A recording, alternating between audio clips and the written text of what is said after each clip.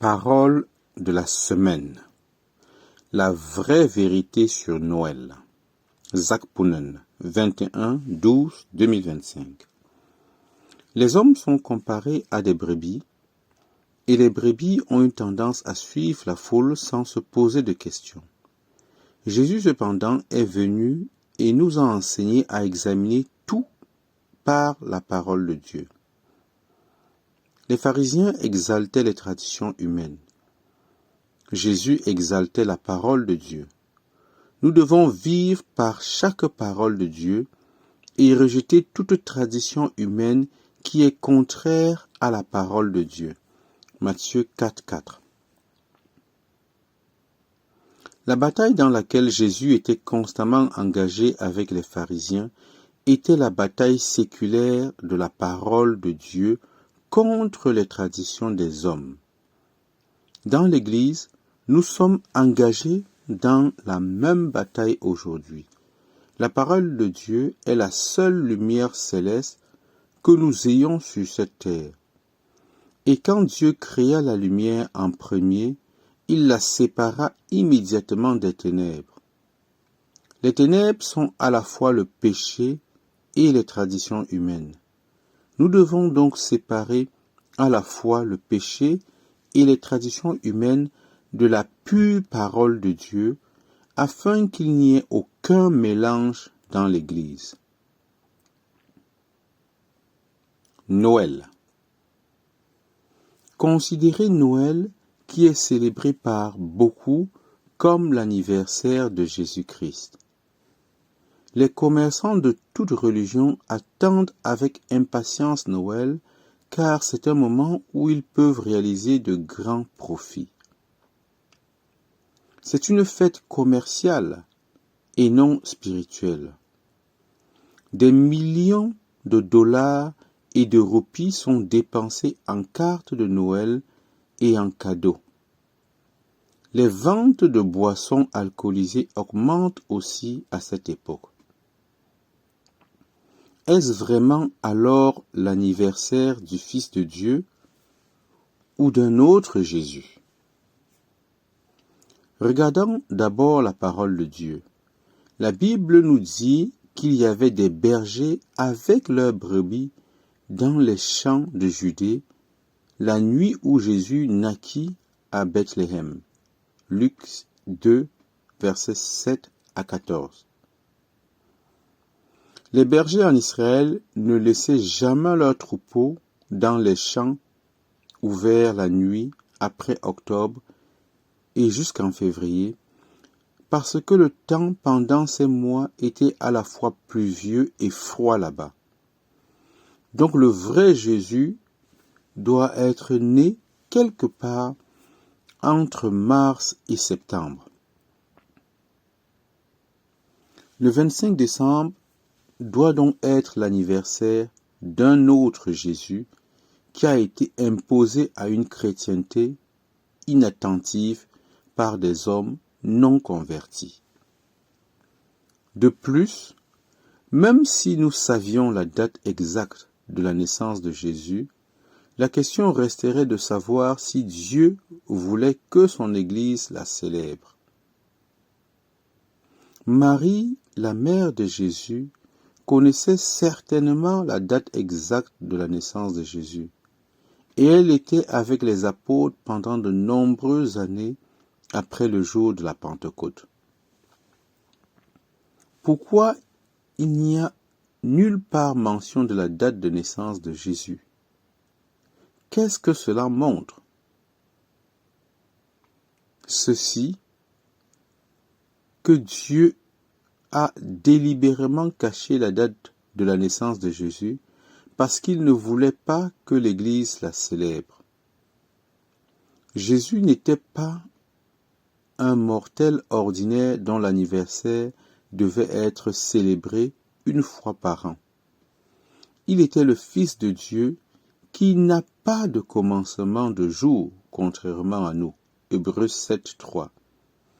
Dieu veut que nous reconnaissions la naissance, la mort, la résurrection et l'ascension de Jésus chaque jour et non pas seulement une fois par an. Une compréhension de la différence entre l'ancienne et la nouvelle alliance nous permettra aussi de comprendre pourquoi Dieu ne veut pas que ses enfants célèbrent maintenant des jours saints spéciaux. Sous l'ancienne alliance, Israël avait reçu l'ordre de célébrer certains jours comme des jours particulièrement saints. Mais ce n'était qu'une ombre. Maintenant que Christ est venu, la volonté de Dieu est que chaque jour de nos vies soit également saint. Même le sabbat hebdomadaire a été aboli sous la nouvelle alliance. C'est pourquoi aucun jour saint n'est mentionné nulle part dans le Nouveau Testament. Colossiens 2, versets 16 à 17. Comment Noël a-t-il donc fait son entrée dans la chrétienté? La réponse est de la même manière que le baptême des enfants, la dîme, le système sacerdotal, les pasteurs salariés et beaucoup d'autres traditions humaines et pratiques de l'ancienne alliance ont fait leur entrée par l'œuvre subtile de Satan et des hommes non convertis. Quand l'empereur Constantin fit du christianisme la religion d'État de Rome au IVe siècle, des multitudes devinrent chrétiennes, mais seulement de nom, sans aucun changement de cœur, et ainsi ils ne voulaient pas abandonner leurs deux grandes fêtes annuelles païennes, toutes deux liées à leur culture du soleil. L'une était l'anniversaire du dieu soleil, le 25 décembre, quand le soleil qui était descendu dans l'hémisphère sud commençait son voyage de retour, le solstice d'hiver. L'autre était la fête du printemps, en mars-avril, quand ils célébraient la mort de l'hiver et la naissance de l'été chaud que leur Dieu Soleil avait apporté. Ils renommèrent leur Dieu Soleil Jésus et continuèrent à célébrer leurs deux grandes fêtes, maintenant comme des fêtes chrétiennes, et les appelèrent Noël et Pâques. Les coutumes de Noël d'aujourd'hui ont évolué à partir de périodes antérieures à l'époque chrétienne en Europe et proviennent de pratiques religieuses païennes couplées à des légendes et des traditions. La date et l'année exacte de la naissance de Christ n'ont jamais été suffisamment établies, mais quand les pères de l'Église, en l'an 440, décidèrent d'une date pour célébrer l'événement, ils choisirent le jour du solstice d'hiver, qui était profondément ancré dans l'esprit des gens de l'époque, et qui était leur fête la plus importante. À mesure que le christianisme se répandait parmi les peuples des terres païennes, beaucoup de pratiques de la célébration du solstice d'hiver commencèrent à être associées à celles du christianisme. L'Encyclopædia Britannica, une autorité en histoire séculaire, a ceci à dire au sujet de l'origine de Noël. L'ancienne fête romaine de Saturnale est peut-être celle qui est le plus étroitement liée à la célébration moderne de Noël. Cette fête avait lieu à l'époque du solstice d'hiver et marquait la fin de la saison des semailles. Il y avait des jeux, des festins et des échanges de cadeaux pendant plusieurs jours, et le travail et les affaires étaient suspendus pour commémorer cette fête animée. Dans les derniers jours, il était courant de faire des présents de bougies, de modèles de fruits en cire et de statuettes en cire. L'influence des Saturnales sur les célébrations de Noël et du Nouvel An a été directe. Le fait que Noël serait plus tard célébré à l'anniversaire du soleil invaincu, une autre fête romaine, donna à la saison un toile de fond solaire et le relia au Nouvel An romain, quand les maisons étaient décorées de verdure et de lumière et de présents étaient donnés aux enfants et aux pauvres. https://www.britannica.com/topic/winter-holidays. Ces coutumes païennes ont pour origine la religion babylonienne, commencée par Nimrod, voir Genèse 10, versets 8 à 10. La tradition nous dit qu'après la mort de Nimrod, sa femme Semiranis eut un enfant illégitime qu'elle prétendit être Nimrod revenu à la vie. Ainsi commença le culte de la mère et de l'enfant, qui des siècles plus tard fut transféré par des chrétiens nominaux à Marie et Jésus. L'anniversaire de cet enfant Dieu était célébré par les anciens Babyloniens le 25 décembre. Semiranis était la reine du ciel, Jérémie 44, 19, adorée des siècles plus tard à Éphèse comme Diane et Artémis, Acte 19, 28. Semiranis prétendit qu'un arbre persistant adulte poussa du jour au lendemain d'une souche d'arbre mort. Cela symbolisait le retour à la vie de Nimrod et l'apport des dons du ciel à l'humanité. Ainsi commença la pratique de couper un sapin et d'y accrocher des cadeaux. Et c'est l'origine de l'arbre de Noël. La parole de Dieu ou la tradition des hommes.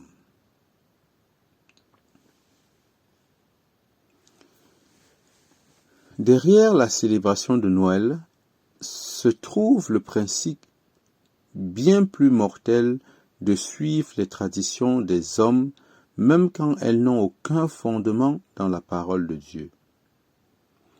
Si fort est ce pouvoir de la tradition que beaucoup de croyants qui suivent les Écritures dans d'autres domaines trouvent encore difficile d'abandonner la célébration de Noël. Il est étonnant que beaucoup de croyants ne soient pas disposés à accepter ce que même des écrivains séculiers, comme les auteurs de l'Encyclopædia Britannica cités ci-dessus, ont compris clairement que Noël est fondamentalement une fête païenne. Changer le nom ne rend pas cette fête chrétienne. Comme nous l'avons dit au début, Jésus était engagé dans une bataille constante avec les pharisiens sur cette question précise, les traditions des hommes contre la parole de Dieu. Il affronta plus d'opposition pour s'opposer aux vaines traditions des pères que pour prêcher contre le péché.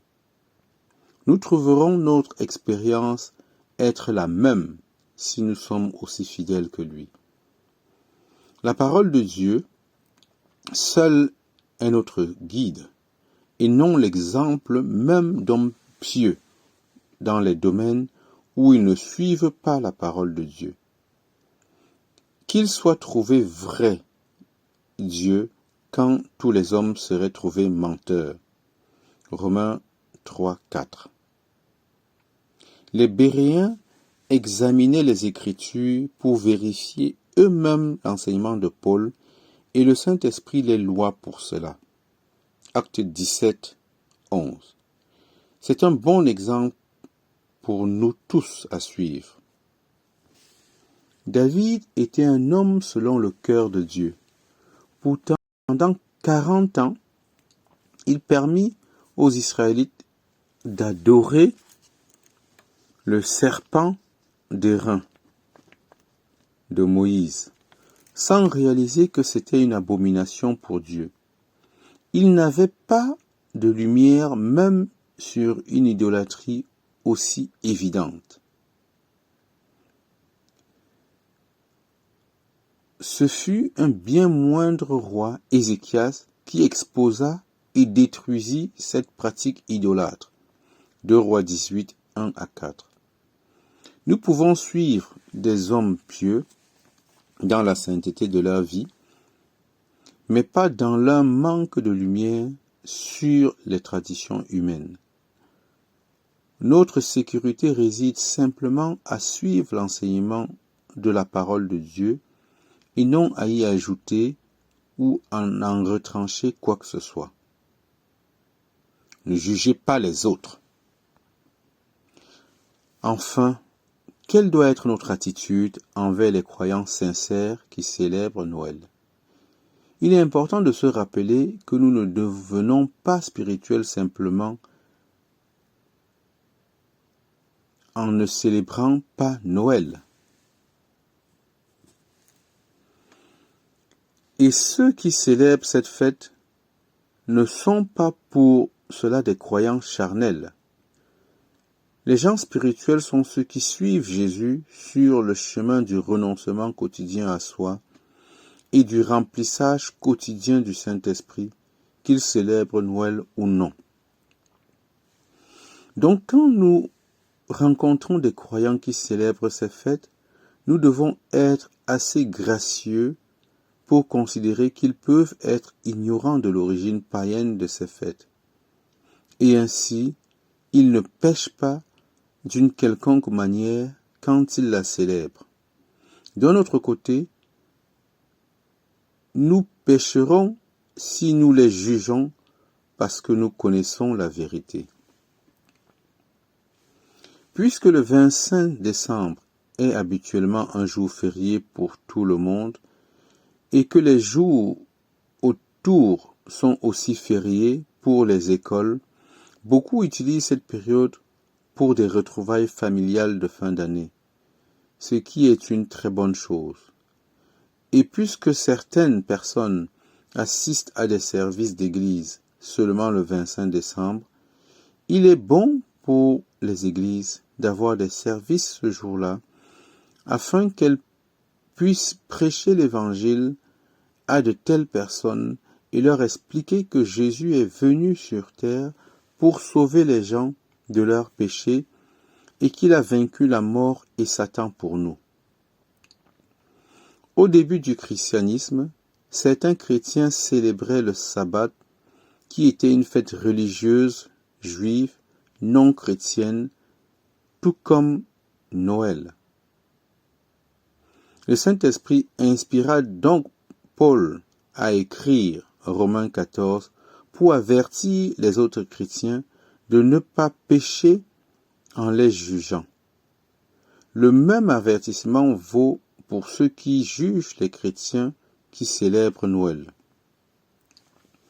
Accueillez celui qui est faible dans la foi, mais sans discuter ses opinions. Qui es-tu pour juger le serviteur d'autrui? Pour l'un, un jour est plus important qu'un autre. Pour l'autre, tous les jours se valent. Celui qui observe le jour l'observe pour le Seigneur, car il rend grâce à Dieu. Celui qui ne l'observe pas ne le fait pas pour le Seigneur et rend grâce à Dieu.